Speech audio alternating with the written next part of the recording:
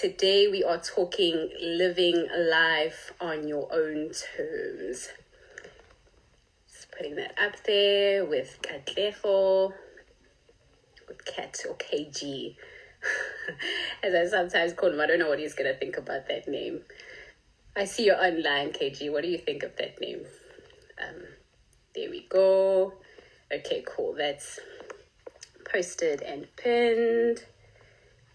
Let me just keep that. Awesome, so that everyone who walks in knows. Hello, Tolo. So nice to see you. I hope you're doing well. I hope you're doing awesomely. Hello, everyone. Whether you're going to watch this live as a conversation now, or you're going to be watching this as a video on my Instagram feed, or even on my YouTube, because I do share this video on my YouTube as well. Please engage in this conversation. It's sort of a continuation of the conversation we had last week with Zanele. And this one is all about living life on your own terms. I cannot express how this topic resonates with me in just such a deep way. But the person that I have to have this conversation with me is someone who, for me, when I met him, I just knew that he had something to say, besides the fact that he's got a radio voice, guys. Besides that, but I just knew he had something to say. And he was one of those people that you can listen to him. He's done a TED Talk that I will tell you a little bit about what the title is, and I encourage that you check it out. But we're going to have the conversation about living life on your own terms, especially at a time when society is dictating so much about what it means to be who we are. How do we live life on our own terms when that's actually what the world is doing to us or saying to us? Okay, so let me introduce him now without saying too much. So my guest today is Katlego Mabusela, and our topic is living life on your own terms. So KG, as I call him, but I'd love to know from him what's a better name that he might have. So KG or Kat, I don't know, does Kat work? Hello, Edwin, is an Afro-Futurist Entrepreneur. I want to know a little bit about what that actually means, but it sounds pretty cool. He's an Afro-Futurist Entrepreneur, a business and life coach. He's a professional speaker, which is how I got to meet him. He's a radio presenter. He's been a radio presenter, but he can tell us a little bit about whether he still does work in the space. He's an author of the book Bounce Forward, and this is such a great play on words, because the phrase we know is bounce back, right? So this is really nice. The comeback code for all seasons. Love that. Katlego has served as an executive producer and radio presenter at Kaya FM, and he's also a TEDx speaker, which is awesome. So I look up to him in that sense. Crossing fingers to do my first TEDx talk this year, and his TEDx talk is titled Toxic Shame. Definitely head out there, guys, onto YouTube and watch that talk. So without any further ado, I am going to bring KG on, and we can give him our regular clap. You know, when I say show, it seems like, it's not really what it is, but we welcome him on.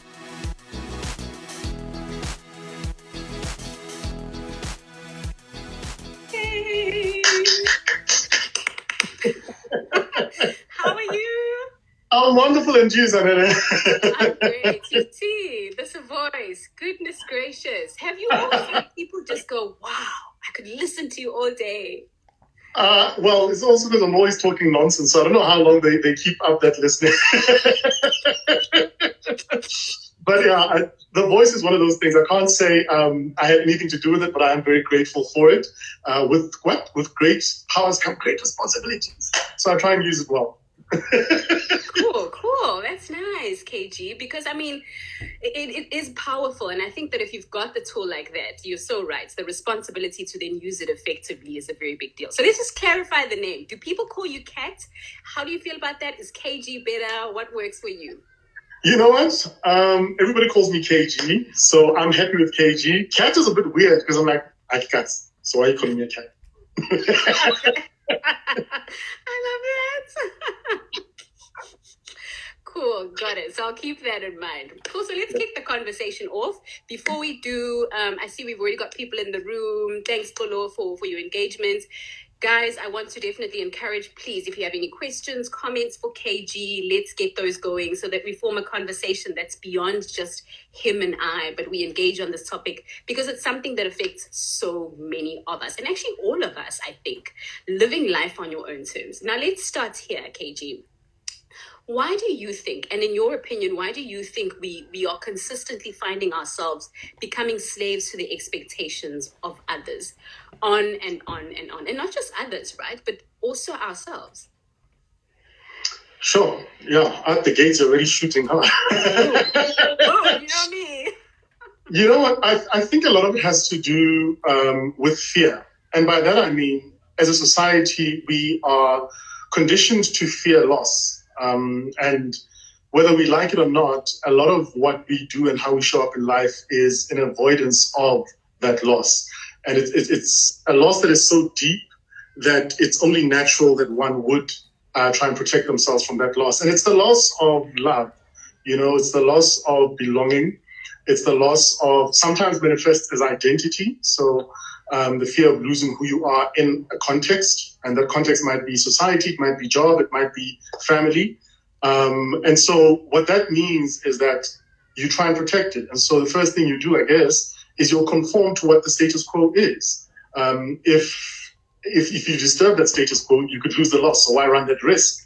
So I think a large part of it has to do with fear. It is a fear of loss. It is a fear of loss of belonging. It is a fear of loss of love, essentially. Wow, the way that you answered that just opens itself up to so many more questions.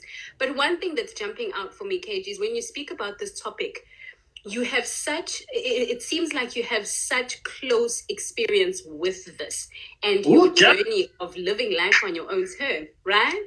So can you tell us a little bit about that? What was KG's journey towards living life on his own terms? I speak a little about this, or maybe a lot about it in the TED Talk as well, which is that I, like most of us, you know, had to do a lot of unlearning. But what I was unlearning was let me put it this way. When I grew up, my mother, loving as she was, and I think, you know, sometimes we look back in hindsight and we're like, why did you do that? But you're like, oh, it was out of love, just not informed love, I guess. She conditioned me, and she conditioned me in a way that she was not aware of. In the sense that when I was growing up, my mom was an academic. She was a teacher, ended up, you know, being a professor, and et cetera, et cetera. But she was a very learned person, and that was how she pulled herself out of the situation that she was in, having grown up in a village, right? And so for her, education was a very important thing. But now here's how it shows up in my formative years. My mother would reward me for either performing well academically or for sounding like I sound. You know, if my English came out through the nose, you know, when it sounds like this. Yeah, and you know what? It's she was well-meaning, and I feel like a lot of parents of her generation, that was something that they valued, because obviously we didn't have access to the kind of schools we are now having access to, or the kind of things we now had access to. But anyway, in doing that, my childlike mind didn't understand that I was being programmed, neither did she. And what the programming was that I saw what she was doing as an act of love. So when I would do well academically, I would get a lot of attention. And that attention I took as affection. So I confused attention and affection, right? And you can imagine that gets repeated on a daily basis, an hourly basis, on a yearly basis, especially in those formative years. It becomes your programming. And so I went through life buying attention, thinking I was getting affection from my mother by doing really well academically. I was what you'd call a nerd. But life being life, you then move from that phase of your life to the next phase, which is a professional life. Well, you study as well, you go to varsity if you have the chance, the privilege, and then you go into the professional environment. I actually dropped out of varsity because I was trying to hasten this process, because in my mind, that tool that I had, that currency that I had, to gain what I thought again was affection, but was in fact attention, was no longer there. So I had to play with the real world tools. And the real world tools were fame, were money, were position in society. And so and I also grew up listening to hip hop, which was a part of, it was kind of adding to this programming, which said that the only way you matter in the world is if you have the bling, you have the car, you have the this, you have the that. And so that's exactly what I did. I went out into the world and I tried to start a business. In fact, to be very honest with you and candid, and I speak about this in the book as well, I actually didn't really have a business. There was no business, but I showed the signs of business. So I had what I call false indicators of success. So I looked the part, I tried to, but that caught up with me. It's a whole other story.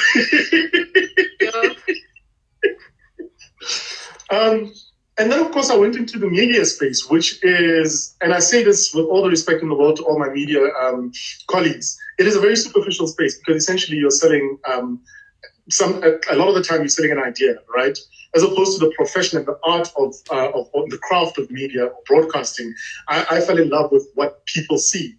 And then I felt the pressures of being a certain person. And I remember, there was such weird moments on that journey where I would feel, I would be dead broke, and I kid you not, dead broke, but nobody in the world would know otherwise because the car looked right, the pictures looked right, especially when things like Instagram and Facebook became a thing. Yes. And of course, the voice sounded right, and I was appearing at all the right places, but I was, number one, dead broke. Two, I was incredibly lonely because I felt like I was in a glass cage, right? I think one of the most telling moments for me, and you would think I would have learned this lesson earlier in my life, especially after my business went into liquidation, right? Because when that happened, I had a loss of identity because I put my identity into this idea that I was KG, this young entrepreneur who had done these cool things and blah, blah, blah, blah, blah. When it was gone, who was I? But I guess I wasn't ready to learn the lesson then because I continued certain behavior traits, which when my mother passed, I realized that I had molded my idea of what it means to be and what it means to matter on all the wrong things. And I remember thinking, I've got tens of thousands of people who follow me on social media. And I've got hundreds of thousands who listen to me on the radio. Yet on the Friday when my mother's body arrived at home, none of those people were there. And it kind of shocks you back into reality. And it's actually the first time I've actually ever spoken about it because I was like, wow, KG. Wow.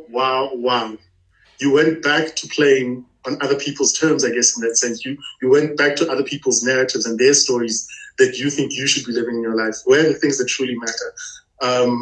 Very catalytic moment in my life there.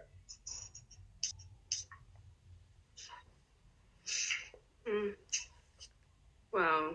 Thanks so much for sharing that. And this is the thing about you that is coming across so beautifully now is just how real you are about your journey. I think not enough of us talk about this stuff, that guys, it's so real to live somebody else's life.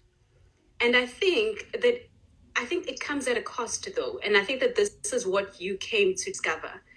But it's something that's so worth it. And I mean, you and I, we do work that's pretty similar. I haven't done as much, obviously, media work as you've done. And then you've been in that space where you find yourself in the limelight. And it's so easy to have that stuff happen. But I salute the braveness of not only the awareness, but the braveness of making a decision that's based on the awareness and forsaking so many other things that you had to find yourself by or define yourself according to those things. So what would you say maybe are some of the key lessons that experience taught you, and looking back and raising your awareness around that really made you, maybe if you can like sum them up to 3, 5 or whatever, the number of lessons that you learned from that?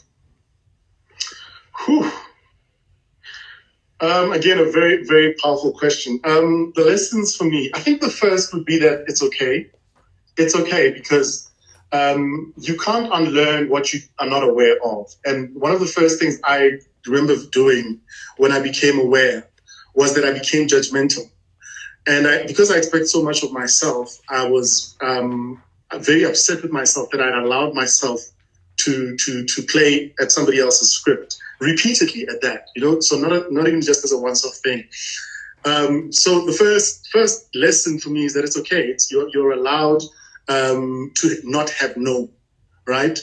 The burden of enlightenment, I guess, in that sense, if you call it that, is that you then have to do something about it. And the process of doing something about it is a difficult one, but it's also possible. And let me also maybe put a disclaimer to say, one of the challenges of being in environments like you and I are in, especially when we try and share some of our life's experiences, is that we can often fall into the trap of perceived perfection, in the sense that I'm nowhere near where I would like to be with my relationship with myself, right? And with my truth and my reality. And I'm still playing out that narrative. But then I had to get very practical about some of the things that would keep me from falling back into bad trends and things like that. And I mean, it's so practical to the fact that, or to the point that I'm sure some of you can see, you can't really tell out what the tattoo says, but I had to put ink on myself so that I have a reference. And this is supposed to read live by design, as in my design. Choose a life that I want. So that on the days when I do get, I start playing somebody else's tape or start singing over somebody else's backing track, I remember that that's not my song. I should be writing my own. I use ink a lot in that sense. Like even this tattoo here, it's Tagazel. And it reminds me of my grandfather. And when I got this tattoo in particular, I was making a little bit of money with this business that I had. And I remember standing on the things you do. Anyway. I was in this club. I don't want to mention names because the names might be taboo to mention. Anybody who gets that will pick it up. And I was popping bottles and doing all of that. And something hit me, and I don't know what brought it about. It's like 1 a.m. in the morning, and this is not what you came to Johannesburg for. When you left Garangua, it was to change the story. You were supposed to pull your brothers out of that environment. You're supposed to pull your family out of that environment, which in itself is a burden unto itself, but that was where my mind was. But yet here you are standing surrounded by all these half-naked women and living some other story. Who are you doing this for, Nkle? And so my grandfather was a very humble man from my mother's side. And I remember thinking about him. So the next morning I went and I got this written on my arm or tattooed onto my arm so that when I do veer off, which is another lesson, that you will stumble. It's a process, that I can have some sort of reference to say, remember that man, remember what he stood for. And at the very least, try and emulate a little bit of him, and come back on track. So a lot of lessons, and I think maybe some of them will come up as we talk. But those are definitely two that stand out for me, that it is okay. We are fallible. We did not program ourselves. We have to unlearn. But before we unlearn, we have to become aware of it as well. So let's not judge it too much. But then also that whilst you're on that journey, there's some very tactical and practical things that you can do. I call them booby trapping your life for success. Because you need to put these little booby traps. Because the mind is going to do what the mind does. It's going to go off and do its own thing. And sometimes you need something stuck on a wall somewhere, just something that just says, hey, go back to what you committed yourself to, Wow, yeah. Wow. That is amazing. I love that. Okay, we're going to read some of the comments, just so that, Karabo, you say so authentic, KG. I totally agree. Okay. Togozile, life has a funny way of humbling us back into reality. Absolutely. And then Edwin loves your play on words that you just did there. So he caught it, I'm guessing. So he's just saying he likes to play on words. I like what you've mentioned so far is just so powerful. And I want to ask now, do you think, because so many of the time we say, no, I am my own person. I'm not shaped by society. I'm sort of divorced from society's norms and society's ideas. To what extent, KG, and you and I have had a little bit of a chat around this, to what extent can human beings really ever divorce themselves from society, if at all possible? I'd love to hear your thoughts on that. I think it's impossible. I think we're the sum total of our life's experiences, and society informs a lot of that. I think what the unfortunate bit is that we're not always in control of what we're born into and where we grow up into and what we're socialized around. But there comes a time when we become adults and we're able to actively make those decisions. And so then it becomes a matter of what do I want to reference from society to inform who I am? There's only that much that can be, you can only be excused until a certain time. But when you become an adult, I remember reading this somewhere that part of being an adult is about making decisions and living with the consequences thereof. So you should be able to say, okay, society, it will always exist. And as a human being, I will exist within a society. And it has its good, bad parts, and that will always inform my identity at some level. But what parts of it do I want to actively choose to form this idea of who I want to be? And it is an idea, and it's hopefully an idea worth pursuing. And I think too often we don't do that. We are reactionary. We say, I am the product of my society or my reality, as opposed to I'm going to create an idea of myself and I'm going to aspire to meet that ideal. And I think we grow so much in that gap between who we are and the ideal self, right? Sorry, the lights are off. Okay, but anyway, as long as you can see me, it doesn't matter. And okay, they're coming back on now. And there's so much growth for us between that gap. So who we are and who we ideally want to become, because, that's when we stretch. That's when we discover new parts about ourselves. There's so much in there. But if you don't have that ideal to chase, growth can't happen. And what are some of the things that you do in your own personal life besides the ink that's just going to be a consistent reminder of what it means to be you? And I think that authenticity that comes through for you is because you have these constant moments of, yay, wake up, or hey, this is what's going on, this is who you are. That I'm not a big ink person. Maybe one day I will be looking forward to that. But what are some of the things we can booby trap our lives with? And I love that concept, booby trap our lives with, so that we are supported by our environments. And they are consistently just giving us clues as to who we really are and what we want to stay true to. So two things. I was reading somewhere, I think I heard it in an audiobook, because I love audiobooks, right? And it has to do with the Army and the Navy SEALs in particular. They say that we don't rise to our expectations, we fall to our training, right? So that's one of the things that they believe inherently. Right? I know, it's like, here, it's... Yikes. Too much. Love it. What I try to do is try and train my mind as much as possible. One of the people I really love is Tony Robbins, because he doesn't teach, he's not just about inspiration, because inspiration needs to be backed up and anchored in something. And he's got very practical ideas on how to do that. So how do I do that, practically speaking? I know that life is going to happen to me.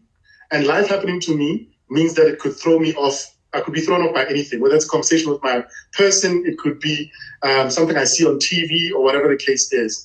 But I want to set my intention for my day from the moment I wake up. So we live in a world where we've got smartphones now, so you can personalize your alarm. My alarm, every time I wake up in the morning, is an MP3 that I got from a motivational video that I watched on YouTube. Now, it sounds silly. It sounds almost embarrassing. Some people are like, oh, it's so corny. Why would you do that? I'm not interested in their story. My narrative, my life is one where I wake up and I feel inspired from the first second. So I will do what I need to do to make sure that the first second of my day, I'm already aligned in terms of where I want to be, right? So that's just one of the things that I do. I consume a lot of inspirational content. I've got this idea that I've got car university. Oddly, as a person who comes from a broadcasting background, I probably shouldn't say this, but I stopped listening to radio in its traditional sense a long time ago because a lot of it was white noise.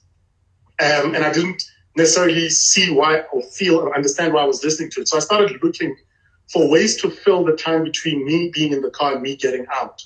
And so whether it's an audio book, sometimes it's just music, to be honest with you, because maybe I need to change my biochemistry and put myself in a certain state. Or it will be an interview, a podcast, something like this. I'll be listening to Zanele Njapha, just talking about their lives and their life's experience, because I gain something from it. So, I try as much as possible to be in control of the parts that I can be. And 90% of them are not out here, they're inside me. So I do that work. And that's just a bit of the stuff that I do. One of the things that I've learned as well, and I've really embraced of late only, is that my physical body is the vessel that is supposed to take me to where I need to get to, that allows me to show up in the world. And I need to take better care of it. And I actually used to underplay that. But now I'm more aware of it. So I'll exercise and I'm trying to eat better. But yeah, so I went on a rambling thing, but yeah, some things didn't do. No, don't worry. This is your rambling place. You can feel free to go ahead and ramble here. I like what you mentioned about priming yourself in the morning. And I think that what we often miss is that we think that your priming routine needs to look like KG's priming routine, or it needs to look like what Tony Robbins does every morning, or Les Brown. But for so many different people, it's different. Like you just said, it's waking up in the morning and getting a short tape. Well, not tape anymore. That was like 60 years ago. But something that you can listen to that's going to shake you up. And I know for me, what's super effective is waking up in the morning and doing first thing in the morning some form of exercise, some form of cardio that just. And when I actually do the cardio, funny enough, KG, I think you and I are both embarrassing ourselves here. But when I do the actual cardio workouts in the morning or yoga or whatever it is first thing in the morning, I will listen to someone like a Gary Vee or someone who's just going to tell me to shape up, so that I make sure that on that day, I don't want to say kill, but I make sure that on that day I show up as my best self. Because I think one thing we've lost, and I'd love to hear your thoughts on this, one thing is we've lost is our sense of accountability to ourselves. And I think that when that quiets down, then you feel like you can just live life in J. But that shouldn't be the case. I don't know. What are your thoughts on that? I think so, and I think it's a convenient excuse, because one of the excuses we all have, right, is that life is busy, it's hard, especially over the last sort of 14 months. It's been a lot, and that is a reality. It is a lot between parenting, for those that are parents, partners, professional responsibility that have now increased by so much, and you're trying to teach and train at home and still be on Zoom calls and do all of that. But the truth, as true as that is, and I'm probably going to get a lot of trouble for this, but as true as that is, it's a convenient excuse. And the more intelligent we are, the more intelligent our excuses, right? There's a guy I love right now who I'm really enjoying consuming his content because he just shoots straight from the hip. David Goggins. Now, for those that don't know who that guy is, he is like an ultra marathon runner. Was a Navy SEAL. I think he's the only man in history who served in the Navy SEALs. He served in the ones that jump out of planes, the ones that are on the water, like all of them. He's that guy. But he's also done all these ultra marathons. But his backstory is he was a morbidly obese guy who had all the excuses in the world, was suffering with depression, was a very bad partner to his then wife, and et cetera, et cetera. And he lives by this and swears by it, and he's seen the results. And it's the idea that we need to callous the mind. We've become too soft as a people. And in becoming soft, we give ourselves too many excuses. Sometimes, if there's not enough time between 6 and 9 p.m., that you have to be up at 4:30 or 5 a.m. That's just the reality, And I know for myself, one of the things I've had to do is reference old KG.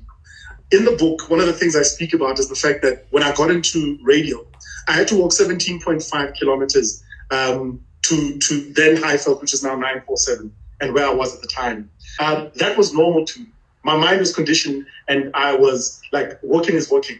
You know what I mean? The dream is there. That's where I want to get to. This is the price I have to pay. As I got, quote unquote, a little bit more successful, walking 17.5 kilometers was like, why would I ever do that? Right? Because I got soft. So I tried to remember that for myself. And even in that, weirdly, it is something that I had to do in my high school years, which is a whole story for a whole other time. But the conditioning was already there. I had forgotten it, I'd gotten soft. But now I just try to remind myself to go back to places like that. Again, I went on a ramble. I'm sorry. Let me keep quiet. No, stop apologizing. Spiwa is asking that you please repeat the guy's name. David, who says David? Who? David Goggins. So he's got a book called You Can't Hurt Me. I think his book is called You Can't Hurt Me. Incredible, tough as nails. You Can't Hurt Me. Oh, that's powerful. Thanks, Fufu. I see you say you're here for the wisdom. There was a question. Let me just scroll back from Edwin. He's, how do you deal with the fear of failure in your pursuit of living life on your own terms? A very real question. What's your take on that, KG? I've failed so often that I'm used to it. And I can only say that now. And I'm only saying this now because today's whatever date is, maybe in a week's time I'll be like, I'm terrified. I'm definitely afraid of failure, like everybody. I think what I've become good at, or what I've acclimatized to, is it being an inevitable part of the process. So one of the best things that could have happened to me on my journey is failing young and failing big, and repeatedly failing, because it normalized me to, it's almost like when somebody's got a loaded gun, right? And they're pointing it at you. You live in the anxiety of the unknown. And then they shoot, and you're like, oh, I'm not dead. I'm hurt, but I'm not dead. Okay, a gun was a bad example, but I think we kind of get where I'm going.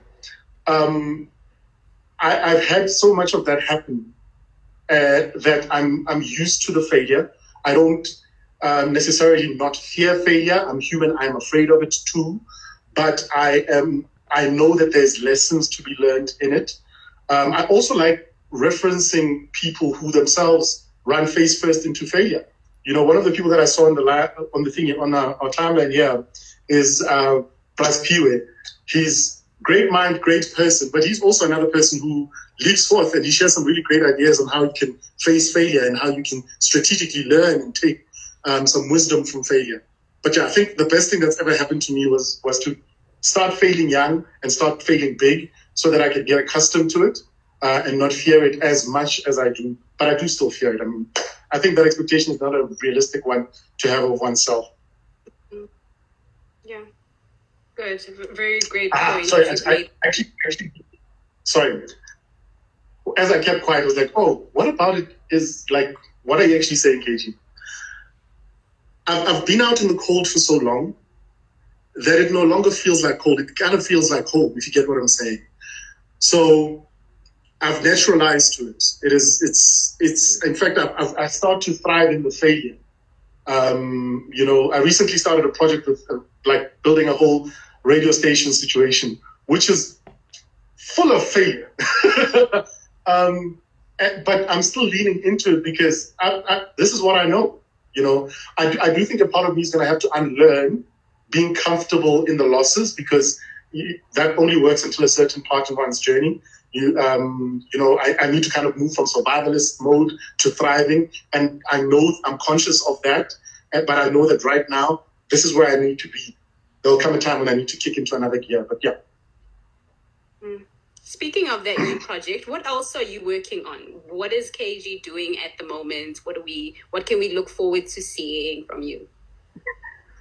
Okay, let me spill the beans then. So I'm working on this incredible opportunity, which is to bring together amazing minds, you know, subject matter experts, essentially, and leverage my 10 years or so, 10 plus years of being in the broadcasting space, plus my entrepreneurial background, and create a platform where those ideas and those conversations can be had and curated. So we're launching a podcast network, I think is the easiest way to understand it, called Your Media. And our value proposition is simply that, you know, it is a place where you are represented. So that we're having the alternative conversation. We've got everything from a guy who's got a podcast on what's called vegan diets, to a conversation about intimacy, as in sexual intimacy, and how we can improve that.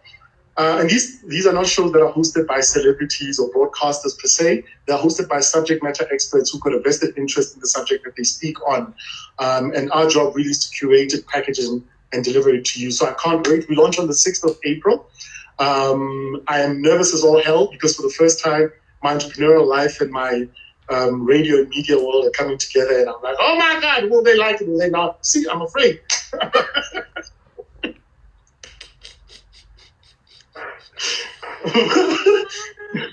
But all fingers crossed. Wishing you all of the best. Thank you so much. Wishing you all of the best for that. And I know that it's going to be a success.